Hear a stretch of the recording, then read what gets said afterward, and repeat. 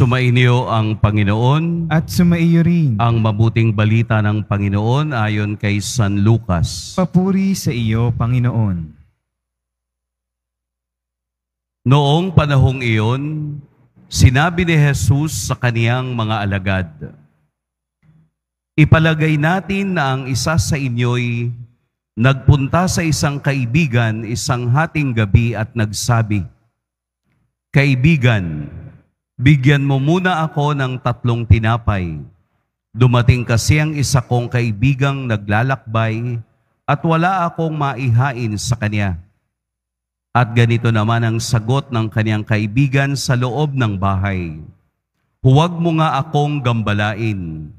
Nakatrangka na ang pinto at nakahiga na kami ng aking mga anak. Hindi na ako makababangon pa upang bigyan kita ng iyong kailangan.' Sinasabi ko sa inyo, hindi man siya bumangon dahil sa kanilang pagkakaibigan, babangon siya upang ibigay ang hinihingi ng kaibigan sa pagpupumilit nito. Kaya't sinasabi ko sa inyo, humingi kayo at kayo'y bibigyan. Humanap kayo at kayo'y makasusumpong. Kumatok kayo at ang pinto'y bubuksan para sa inyo. Sapagkat tumatanggap ang bawat humihingi, nakasusumpong ang bawat humahanap, at binubuksan ang pinto sa bawat kumakatok.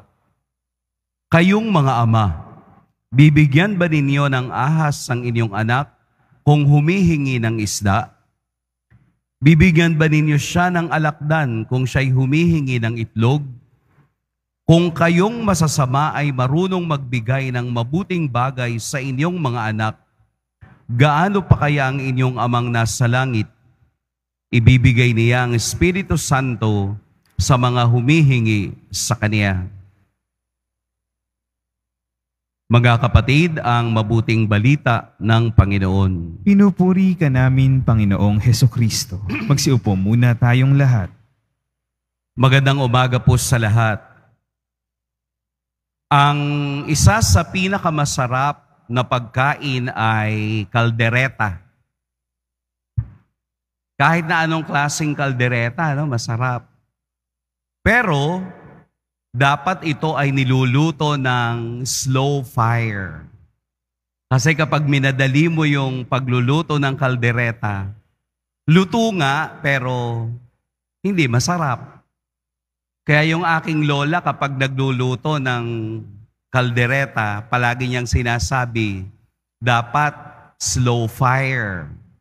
Kung pwedeng pagtiyagaan mong bantayan ng mga 3 oras para ang baka ay talagang totoong lumalambot, talaga namang totoong masarap pagkatapos.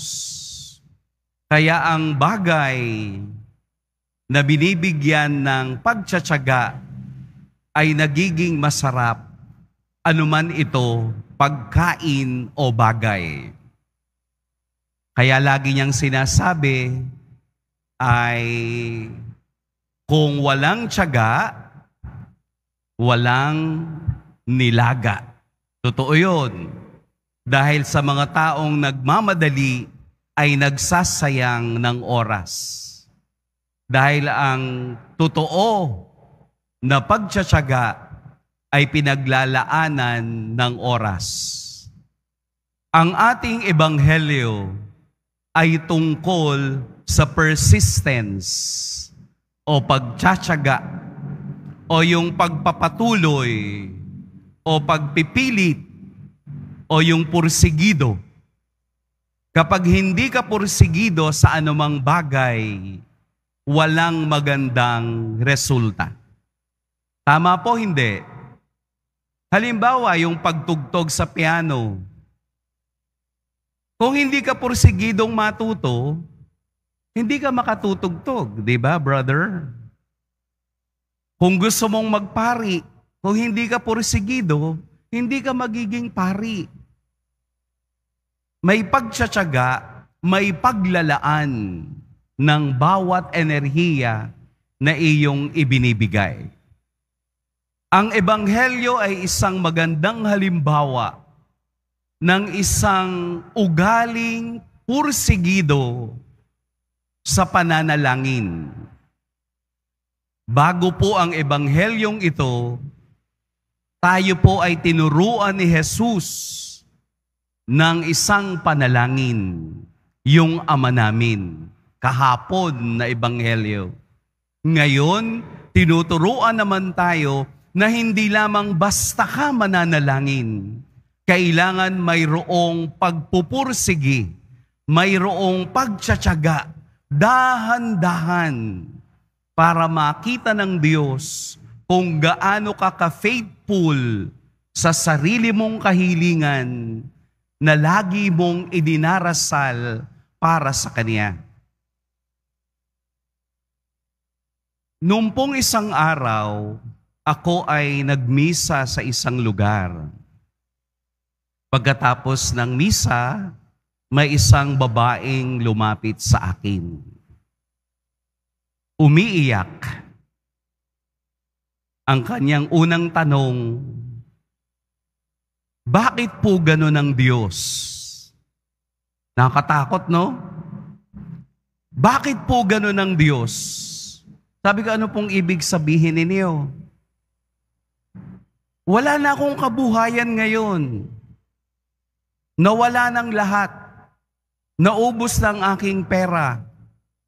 Ang aking mga anak may sakit.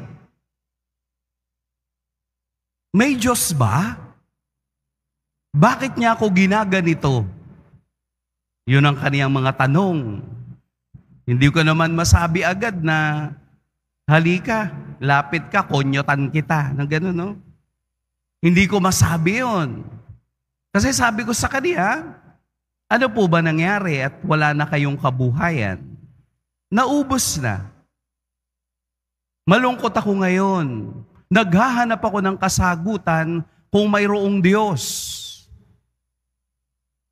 Siguro marami din sa inyo ganon. Palaging naghahanap ng kasagutan kung mayroong Diyos. Eh ano ang problema? Naaalala ang Diyos. Nagtatanong kung may Diyos kapag mayroon ng problema. Pero noong mayaman, noong siya ay nagsasaya, hindi niya kilala ang Diyos. Nakatatakot na ugali ng tao. Nakatatakot na nilalapitan mo lang ang Diyos kapag kailangan mo. Nilalapitan mo lang ang Diyos kapag may malalim ka ng problema. Nilalapitan mo lang kapag ikaw ay bankrupt na. Tapos tatanong mo, may Diyos ba? Ba't ka lumalapit? Bakit ka naghahanap ng kasagutan? Ito ang katotohanan sa pananampalatayang nawawala tayo sa persistence o sa pagpapatuloy o pagpupursige ng ating pananalangin. Sana may Diyos din kahit ikaw ay masaya. Sana may Diyos din kahit ikaw ay may pera. Sana may Diyos din kahit ikaw ay malakas. Hindi lamang nagbibigay ng biyaya ang Diyos sa parte ng ikaw ay may problema. In season and out of season, dapat sa buhay natin ay may Diyos. Sapagkat ang kaibigang nagpapatuloy, nagtsatsaga, at nagpupursige ng kaniyang pananalangin ay palaging may biyayang nakalaan. Humanap ka at makasusumpong, kumatok ka at ang pinto'y bubuksan para sa iyo. Sa mga taong may pursige sa buhay, sa may mga taong nagtsatsaga sa kaniyang panalangin. Hindi po jokes box ang Diyos. Siguro yung iba hindi na alam yung jokes box, no? Yun bang uhulugan mo ng pera, pakakantahin mo, pipili ka ng kanta, yun ang gagawin mo. Hindi po ganun ang Diyos. Sa Ebanghelyo, tinitingnan kung nasaan at hanggang saan ang ating pagtsatsaga. Kung hindi mo man ito magawa, hindi mo rin mararamdaman ang pagbibiyaya ng Diyos. Sana po ang Ebanghelyo sa araw na ito ay magbigay sa atin ng isang aral na ang tinitingnan ng Diyos ay ang pagtsatsaga ng tao at pagmamahal niya sa biyayang ibinibigay sa Kanya. Ano man ang estado ng buhay, malungkot o masaya, may Diyos na umiiral.